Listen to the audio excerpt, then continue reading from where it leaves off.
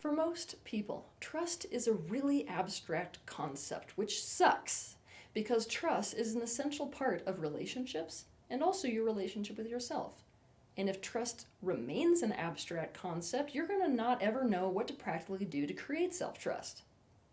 For that reason, I'm going to clear this up for you today really quickly so you understand exactly and practically what self-trust really is.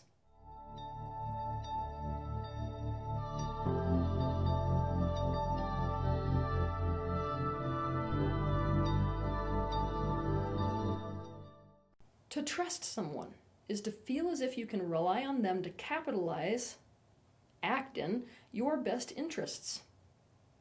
This is about as scientific as you can possibly get with what the actual definition of trust really is. For that reason, I want you to sit with that definition for a little bit and let it sink in. Keep in mind that I did not say that trust is being able to rely on somebody to put your best interests above their own. Nor did I say that it's making somebody else totally responsible for your happiness. I simply said that trust is being able to rely upon someone to capitalize, act in your best interests. Let's take the next conceptual step. To trust yourself is to feel as if you can rely on yourself to capitalize, act in your own best interests. Even in a scenario where self-trust is about the assured reliance on your own character, ability, strength, and truth, this is true. For example, let's say that the matter of self-trust you were looking at is your trust in your ability to execute a task well. This would still fit into the exact same definition because you would already have decided that it's in your best interest to execute that task well. So if you couldn't execute that task well, you would not be acting in alignment with your own best interests. The reason, to be honest with you, that self-trust remains so abstract for people is because people see themselves as one thing or one being. I don't introduce myself to you by several different names. I don't walk up to you one minute and say my name is Teal, and then the next minute say my name is John. Because of this, I view myself as one thing, when that's not an accurate reflection of the reality of me or anyone. Consciousness itself functions like water. If you were looking at a river from above, you can see that a large river branches off into smaller rivers. Over the course of your life, your consciousness splits just like a river does. It is usually an act of self-preservation. When this happens, your sense of self becomes fragmented. So even though you have one body, you in fact have multiple selves. Perhaps the best way to imagine this or visualize this within your psyche is to imagine that you, your physical body, is full of a bunch of Siamese twins. We call them Siamese twins because they share one body, even though they experience themselves as separate selves. Each one has its own identity, its own desires, needs, perspectives, strengths, weaknesses, and appearance. In order to understand self-trust, it is critical to understand that you are not one thing or one being. You are much more like an ecosystem of different parts. Looking at yourself in this way suddenly doesn't lack of self-trust make much more sense, because these parts within you can have any kind of relationship under the sun, all the way from super loving and supportive to violent and hating. The bottom line is some parts of you cannot currently be relied upon to capitalize or act in the best interests of other parts of you. For example, let's say one part of you wants to go to a party and the other part doesn't want to go at all, but this part takes complete control of the body and simply bulldozes this part. Can this one trust it? Can this one trust you? No. Or for example, this part of you really is an artist and really wants to become a professional artist, but this one cares more about aligning with the family and getting family approval than anything else, and this one knows that there's no way to get family approval without going to college to become something like an accountant instead.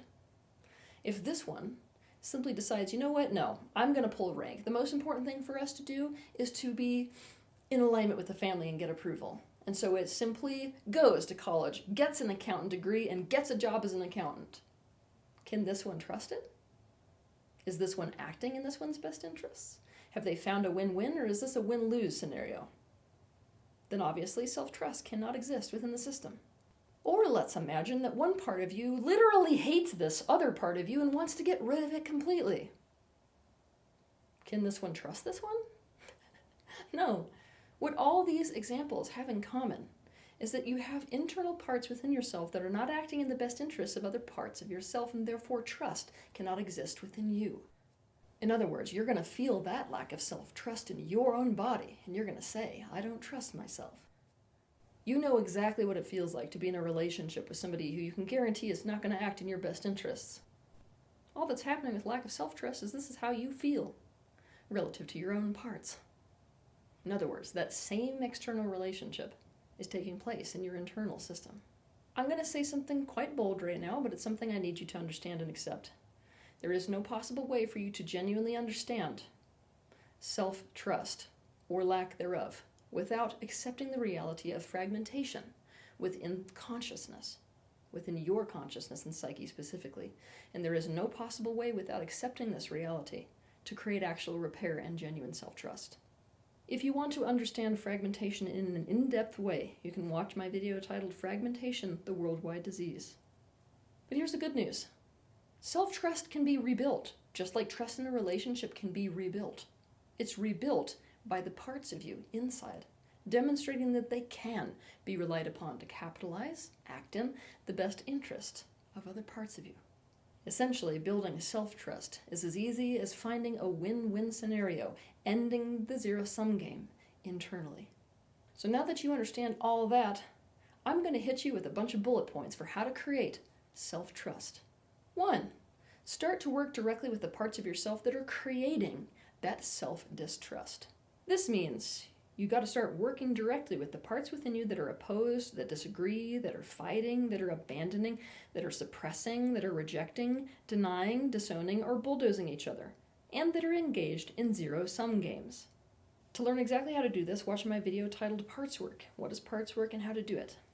Keep in mind that when you are working with these parts within you that are creating this atmosphere of self-distrust, it's really important to make them aware that they are part of the same body with the other part that they're playing a zero-sum game with, and thus there is no way to win and have the other one lose without it also losing.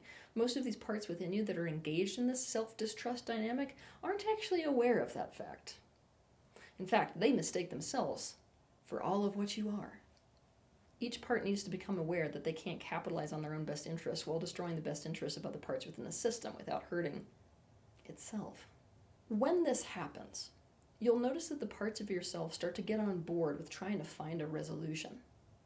They'll start to take the other one's best interest as a part of their own best interest, and they'll start to really want to proactively look for a win-win situation. When you're doing this process, I want you to be really, really open to the truth belonging to either part that is in the state of opposition changing.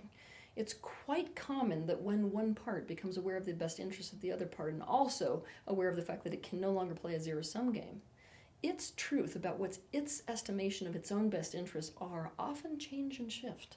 Also keep in mind, when it comes to creating self-trust within the system, you are not looking to create compromise. Compromise is I take a little pain and you take a little pain. Hell no. What we're looking for is the win-win, which is the highest and best, considering the best interests of both parties in any given situation. 2. Become very intimate with the parts of you that you don't trust. This goes in alignment with the last point, but it has to be its own standalone point. If trust is about capitalizing or acting in the best interests of somebody else, in this case your own parts, you have to actually know what they are. For that, you have to develop genuine intimacy. This means with the parts of you that you don't trust, you have to see into them, feel into them, listen to them, and completely understand them. You have to create this level of intimacy with the part of you that you think is the bad guy in the trust department.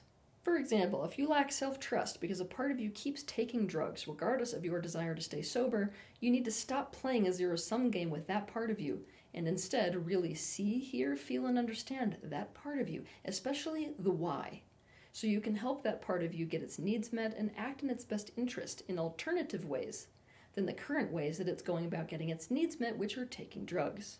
I'm going to remind you, you cannot oppose, fight with, play zero-sum games with, suppress, reject, or deny any aspect of you and create an atmosphere of internal self-trust. 3. Accept that there's no such thing as self-sabotage. Understanding and really accepting this concept can go a long way towards you establishing trust within your internal system. Because so often when we have parts of ourselves that are doing things that are creating this lack of trust within ourselves, we see those parts of ourselves as a bad guy. We think they're against us, when actually, nothing internal is really against you. So if you feel afraid of any part of yourself, and that's creating an internal atmosphere of self-distrust, the following will help you immensely. If any of your internal parts or selves are resisting or opposing your desires, or if any of them are hurting other parts of you in any way, it is because they think it's in your best interest for them to do so. In other words, they believe they are saving your life by not going along with the plan. For this reason, we cannot say that they're against you. They just don't agree with the rest of you about how to be for you. For example, consciously you may want a relationship to work. I mean, really, really bad. But every time you get into a relationship, there's a part of you that starts pushing the other person away, acting nasty, isolating itself, and you're like, oh my God, I don't trust myself. I don't understand what's going on. This part of me is against me. It actually isn't.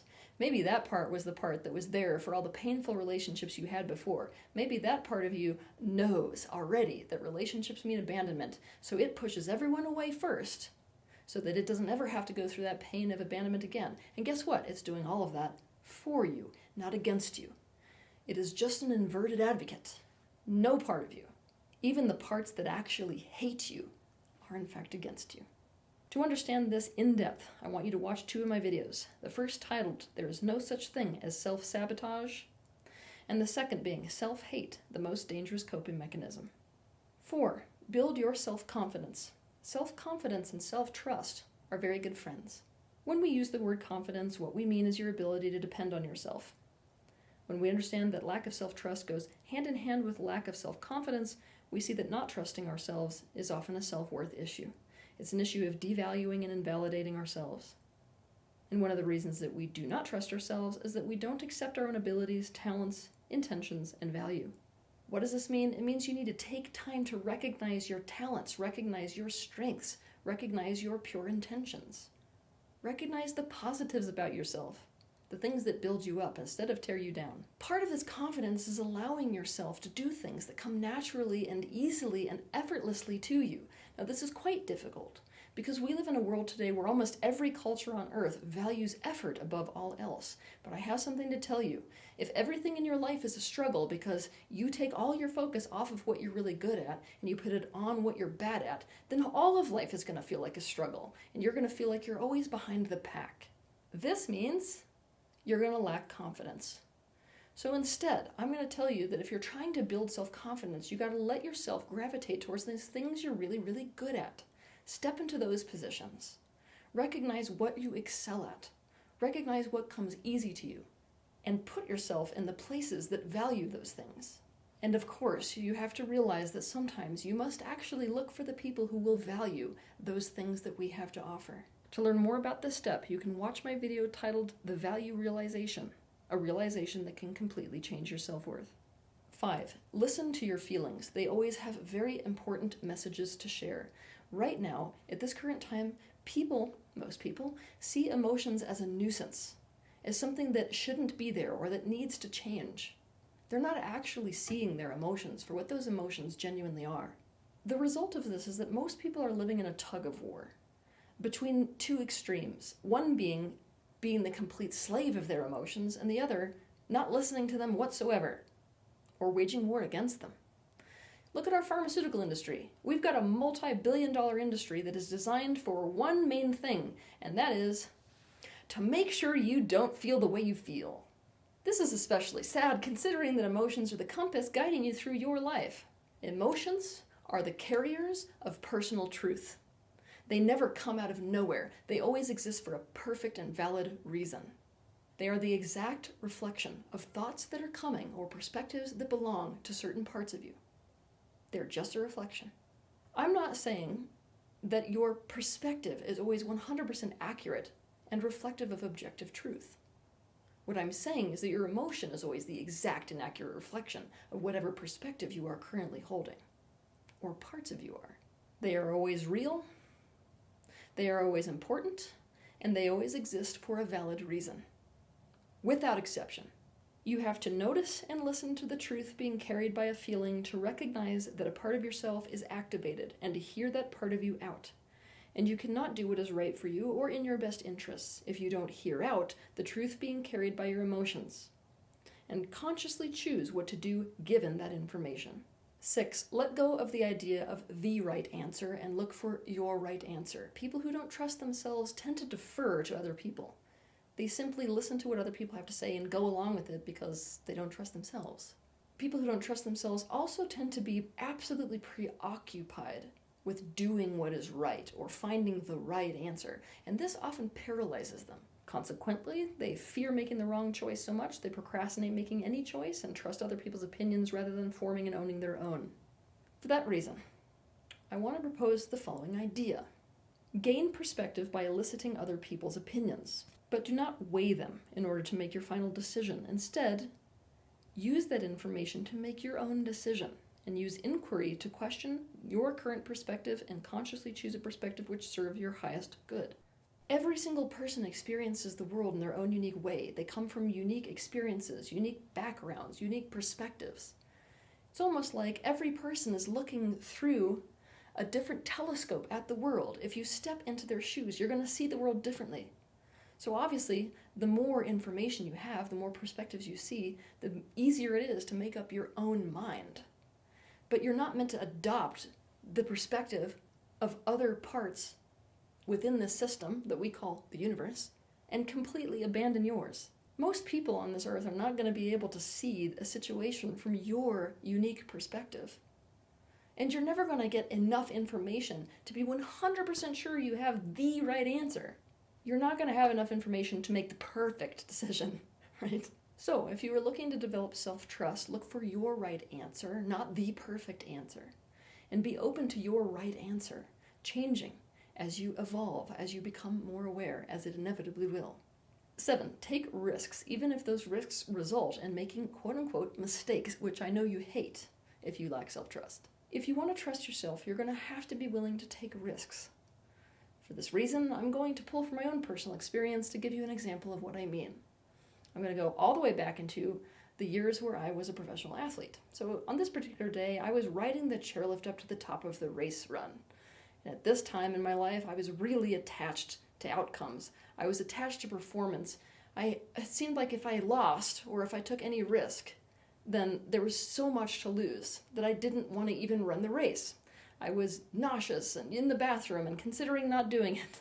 Now, when I was riding up this chairlift, I realized that I lost 100% of the races I never ran. Translation? If you don't take the risk in your life, you've already failed. You already will feel shitty about yourself. While it can be terrifying to take risks in life, it's one of the best ways to build self-trust. Because unless you take those risks, you will never know what you're actually capable of. You will not trust yourself unless you take a risk and see that you can. 8. Compile a list of all the ways that you do trust yourself. When we are in the process of trying to develop self-trust, we tend to focus entirely on all the ways we don't trust ourselves. And so this atmosphere, this feeling or perception in our being that we can't trust ourselves actually grows bigger and bigger and bigger and bigger. Our level of trust towards ourselves will vary relative to different things. For example, we may trust our instincts relative to some things like driving our car, while we doubt ourselves relative to other things like making a good impression in an interview.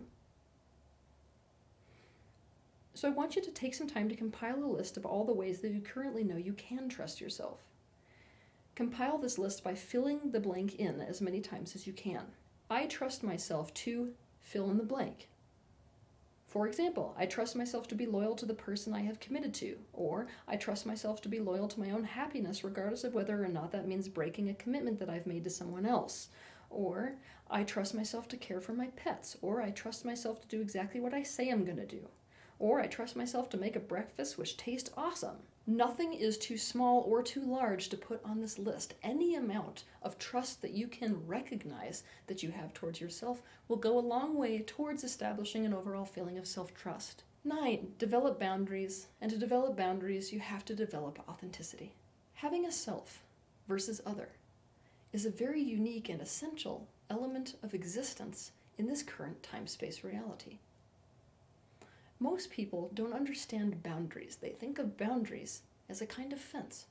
But in fact, a boundary is an imaginary line which defines you, from the rest of the universe. Boundaries are simply this imaginary line that uniquely defines your personal happiness, personal feelings, personal thoughts, personal integrity, personal desires, personal needs, and therefore, most importantly, your personal truth from the rest of the universe. When I say that my favorite ice cream flavor is coffee, that's actually a boundary. But if somebody else came into my experience and said, guess what? Coffee is my favorite ice cream flavor too. That wouldn't mean that I lose that boundary and that definition and somehow blend into them. It would simply mean that our favorite flavor being coffee is something that uniquely defines each of us. It would be something we happen to have in common. As it applies to authenticity, something that is authentic is real, it is true and genuine, and it is not copied. I need you to become comfortable with the idea that you came into this universe as a unique expression of source consciousness. You can't really be in alignment with yourself and then fully trusting of yourself as a result of that alignment unless you are living in alignment with that pure, true, raw essence or original expression of you. Perhaps the simplest way to understand authenticity outside of you rediscovering and re-owning that unique essence that is you is mending the congruencies between your inner and outer self. You must live according to what's true for you. You will come closer and closer to your genuine authenticity throughout the process of integration of your parts and the inevitable self-awareness that that process brings. So consider your authenticity to be something that is unfolding, and with that, boundaries to be something that is developing. But the more you live in alignment with your personal truth, the more self-trust you will have.